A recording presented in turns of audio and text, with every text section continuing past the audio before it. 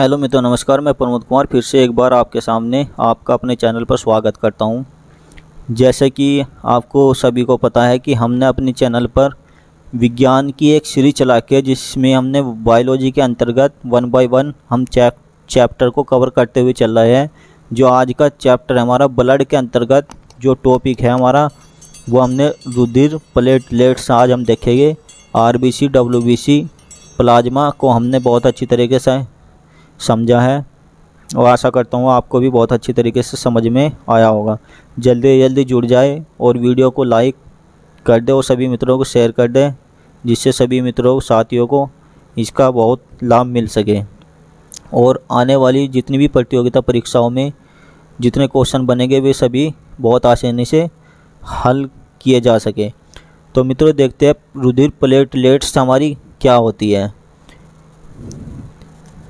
और कि इसका क्या महत्व हमारे ब्लड के अंतर्गत होता है, क्या कार्य होता है, वो हम अब बहुत ही अच्छी तरीके से समझेंगे। अगर हम संख्या के बारे में देखें तो संख्या हमारी 3 लाख प्रति mm की घात 3 होती है।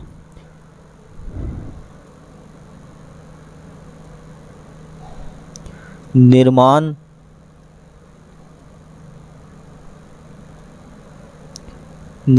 अस्थिमज्जा में होता है।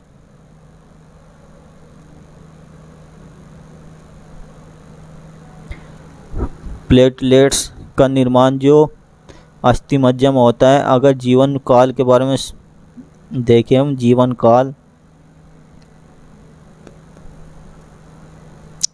काल 7 दिन का होता है। इसका एक और नाम है जिसे हम थ्रोम्बोसाइट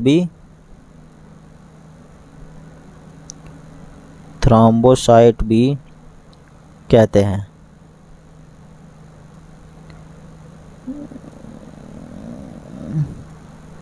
यानी कि थ्रोम्बोसाइट नाम से भी हम इसको जानते हैं। अगर कार्य के बारे में हम समझे कि कार्य क्या होता है, हमारे ब्लड के अंतर्गत रुधिर प्लेटलेट्स क्या कार्य करती है उसको अच्छी तरह समझते हैं हम कि रुधिर के स्कंदन में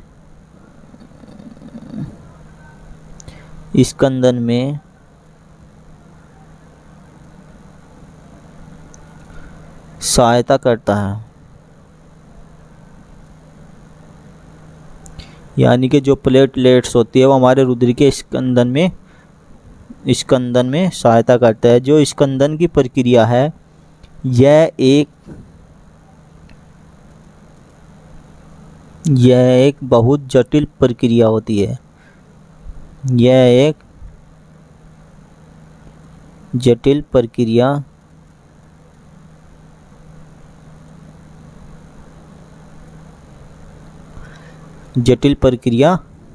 होती है।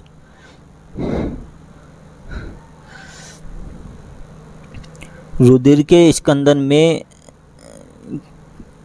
जो सहायता करता है वो तत्व क्या कहलाता है हमारा? कैल्शियम। यानी कि स्कंदन की प्रक्रिया में जो सहायता करता है उसको हम Ca सहायता करता है।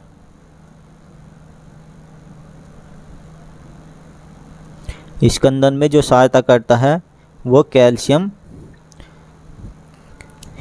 सहायता करता है। तो ये हमारे रुधिर प्लेटलेट संख्या 3 लाख प्रति mm की घात 3 होती है। निर्माण अस्थिमज्जा में होता है। जीवन काल 7 दिन होता है। इसे थ्रोम्बोसाइट भी कहते हैं। इसका कार्य रुधिर के स्कंदन में सहायता करता है और जो इसके साथ सहायता करती है उस तत्व का नाम है हमारे कैल्शियम इसमें सहायता करता है। यह स्कंदन जो प्रक्रिया है यह बहुत जटिल प्रक्रिया होती है। तो ये हमारा रुधिर स्कंदन था। अब देखते हैं हम आगे जो हमारा टॉपिक है उसको समझेंगे। आगे हैं एंटीजन,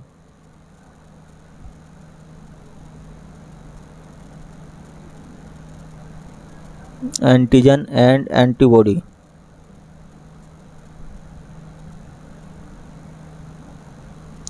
एंटीजन और एंटीबॉडी ये भी हमारे ब्लड के अंतर्गत पाया जाता है, और इनका क्या महत्व हमारे ब्लड के अंतर्गत होता है इसे हम देखते हैं कि किस प्रकार से ब्लड के अंतर्गत कार्य करता है। जो ये एंटीबॉडी होती है, एंटीबॉडी ये हमारे प्लाज्मा में पाया जाता है,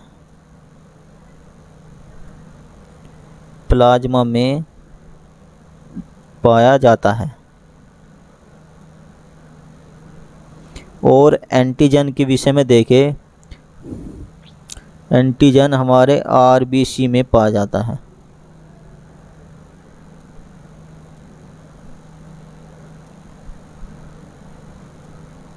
नंबर एक बात, एंटीबॉडी, एंटीजन, एंटीजन हमारा आरबीसी में पाया जाएगा और एंटीबॉडी हमारी प्लाज्मा में पाया जाता है। दूसरी बात इसमें हम क्या देखेंगे कि दोनों एक प्रकार के प्रोटीन होती है या प्रोटीन होते हैं, यानी कि एंटीबॉडी और एंटीजन दोनों एक प्रकार के प्रोटीन होती है।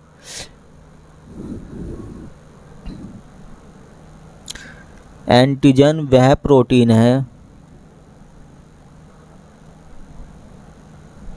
एंटीजन वह प्रोटीन है जो हमारे शरीर में, जो हमारे शरीर में एंटीबॉडी के निर्माण में, एंटीबॉडी के निर्माण में, एंटीबॉडी के निर्माण को प्रेरित करता है। यानी कि एंटीजन वह प्रोटीन है जो हमारे शरीर में एंटीबॉडी के निर्माण को प्रेरित करता है। कार्ल लैंडस्टीनर ने, एक वैज्ञानिक थे हमारे कार्ल लैंडस्टीनर,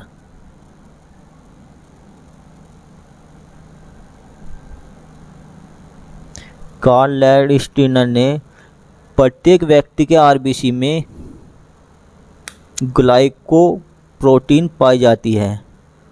उन्होंने कहा कि कार्ल लैंडस्टीनर जो महान वैज्ञानिक थे, उन्होंने कहा कि प्रत्येक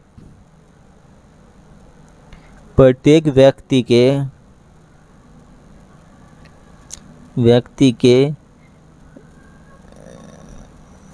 आरबीसी में, प्रत्येक व्यक्ति के आरबीसी में एक प्रोटीन पाई जाती है जिसे ग्लाइकोप्रोटीन नामक पाई जाती है।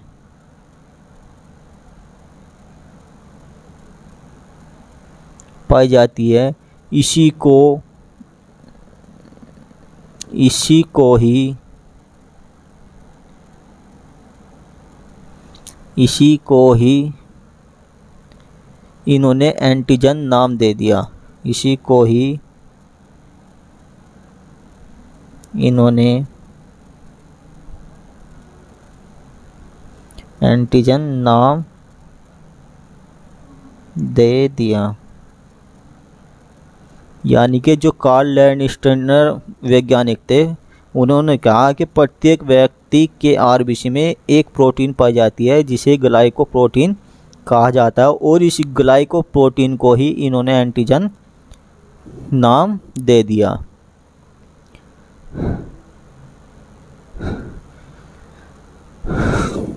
रुधिर वर्ग का निर्माण अगर हम आगे देखें कि जो हमारे शरीर में रुधिर होता है, रुधिर रक्त, रुधिर वर्ग का निर्धारण रुधिर वर्ग का निर्धारण एंटीजन के आधार पर करते हैं। एंटीजन के आधार पर करते हैं, न कि एंटीबॉडी के। यानी कि जो रुधिर वर्ग का निर्धारण किया जाता है वो एंटीजन के आधार पर किया जाता है, न कि एंटीबॉडी के। अगर किसी व्यक्ति में ए एंटीजन है तो उसका रुधिर वर्ग ए होगा और उसमें एंटीबॉडी बी पाया जाता, क्योंकि एंटीजन के विपरीत होती है, एंटीबॉडी एंटीजन के विपरीत होता है। अगर हम देखें कि रुधिर वर्ग ब्लड डोनर किस प्रकार करता है, मान लो अगर हम देखें, एक तरफ लिखे हम रुधिर वर्ग और एंटीजन, यहाँ पर लिखे हम एंटीबॉडी, तो इसके आधार पर हम समझते हैं कि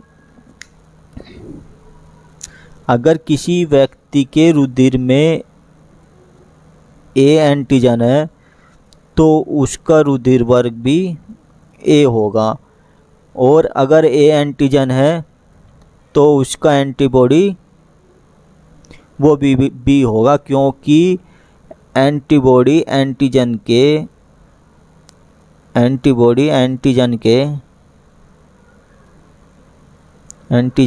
विपरीत होता है। जो एंटीबॉडी होता है वो हमारा एंटीजन के विपरीत होगा या होता है। नंबर 1, अगर एंटीजन हमारा बी होगा तो बी में हमारा बी रुधिर वर्ग पाया जाएगा और एंटीजन पाया जाएगा ए। अगर एंटीजन ए बी होगा तो रुधिर वर्ग हमारा हो जाएगा ए बी और एंटीबॉडी हो जाएगा कोई नहीं। अगर एंटीजन कोई नहीं है तो रुधिर वर्ग हमारा हो जाएगा ओ और एंटीबॉडी हो जाएगी हमारी ए बी। ब्लड डोनर के हिसाब से अगर हम समझें कि ब्लड कौन सा रुधिर वर्ग किस रुधिर वर्ग को ब्लड दे सकता है, तो हमने बताया कि एंटीजन और एंटीबॉडी एंटीजन बराबर नहीं हो सकते एंटीबॉडी के। केवल आपको ये याद रखना है कि जिसमें एंटीजन एंटीबॉडी के बराबर नहीं होगा वो आपस में रुधिर का आदान प्रदान कर सकते हैं, यानी कि रुधिर को ब्लड डोनर हो सकते हैं, यानी कि ब्लड को डोनेट कर सकता है, ब्लड को डोनेट कर सकता है। यानी कि ये दोनों समान नहीं होने चाहिए, एंटीजन एंटीबॉडी के बराबर नहीं होना चाहिए, तो हम ब्लड को डोनेट कर सकते हैं, अगर बराबर है तो डोनेट नहीं कर सकते। तो ओके मित्रों, आज यहीं तक। एक बार स्टार्टिंग से रिपीट करते हैं जिससे आपको बहुत अच्छी तरह क्लियर हो जाएगा। रुधिर प्लेटलेट्स हमने बताया था आपको, इसकी संख्या ये हमारे ब्लड में पाई जाती है। संख्या 3 लाख प्रति mm की घात 3 होती है। निर्माण भी इसका अस्थि मज्जा में होता है और जीवन काल 7 दिन होता है। इसका दूसरा नाम थ्रोम्बोसाइट है। कभी क्वेश्चन बना हुआ भी कई बार क्वेश्चन है कि थ्रोम्बोसाइट का दूसरा नाम किस है, या प्लेटलेट्स का दूसरा नाम क्या है, थ्रोम्बोसाइट किसे कहते हैं। इसका कार्य होता है रुधिर का स्कंदन करना, स्कंदन में सहायता करना, और सहायता करने में एक तत्व जो उपयोग होता है वो कैल्शियम होता है। रुधिर की स्कंदन की एक जटिल प्रक्रिया है। और दूसरे नंबर पर हम देखेंगे कि एंटीजन और एंटीबॉडी हमारे रुधिर में किस प्रकार से कार्य करती है और कहाँ पर ये मिलता है। जो एंटीबॉडी वो हमारे प्लाज्मा में होगा और एंटीजन हमारे आरबीसी में पाया जाता है। दोनों एक प्रकार के प्रोटीन होते हैं। एंटीजन वह प्रोटीन है जो हमारे शरीर में एंटीबॉडी के निर्माण को प्रेरित करती है, यानी कि एंटीबॉडी के निर्माण को प्रेरित करने का कार्य क्या करता है, एंटीजन। कार्ल लैंडस्टीनर महान वैज्ञानिक थे। उन्होंने बताया कि प्रत्येक व्यक्ति के आरबीसी में ग्लाइकोप्रोटीन पाई जाती है। इसी को ही इन्होंने एंटीजन नाम दे दिया। रुधिर वर्ग का जो निर्धारण किया जाता है वो एंटीजन के आधार पर किया जाता है, न कि एंटीबॉडी के। आपको ये बहुत अच्छी तरीके से याद रखना है कि जो रुधिर वर्ग का निर्धारण किया जाता है वो एंटीजन के आधार पर किया जाता है। हमने डायग्राम भी बनाया है। इस डायग्राम के माध्यम से आप समझ सकते हो। अगर किसी व्यक्ति के रुधिर में ए एंटीजन है तो उसका रुधिर वर्ग ए होगा और उसका एंटीबॉडी बी होगा। बी एंटीजन है तो रुधिर वर्ग बी और एंटीबॉडी उसमें ए हो जाएगा। ए बी एंटीजन है तो ए बी रुधिर वर्ग, एंटीबॉडी कुछ नहीं। और अगर कोई भी एंटीजन नहीं है तो उसका रुधिर वर्ग ओ हो जाएगा और यहाँ पर एंटीजन एंटीबॉडी हमारी ए बी हो जाएगी। रुधिर डोनेट वही व्यक्ति कर सकता है जिसका एंटीजन और एंटीबॉडी दोनों समान नहीं होगा, यानी कि एंटीजन एंटीबॉडी समान नहीं होगा तो रुधिर वर्ग हमारा डोनेट हो जाएगा, एक दूसरे को आदान प्रदान हो जाएगा, नहीं तो नहीं होगा। ओके मित्रों, धन्यवाद। वीडियो को बहुत आशा करता हूँ कि बहुत अच्छी तरीके से समझ में आया होगा आपको। जल्दी लाइक कर दो और हमारे चैनल को सब्सक्राइब कर लो, जिससे आने वाली वीडियो का नोटिफिकेशन आपको समय से मिलता रहे। कल मिलते हैं इसी तरह बहुत अच्छी तरीके से, आपको मज़ा आने वाला है। और सभी प्रतियोगिता परीक्षा में प्रश्न जितने भी क्वेश्चन आएंगे वो सभी आपको बहुत आसानी से क्लियर हो जाएंगे। इसी तरीके से मज़े के साथ पढ़ो, मज़े के साथ वीडियो को लाइक करते हुए चलो। ओके मित्रों, कल मिलते हैं नेक्स्ट क्लास में। तब तक के लिए धन्यवाद। सभी को नमस्कार, जय हिंद।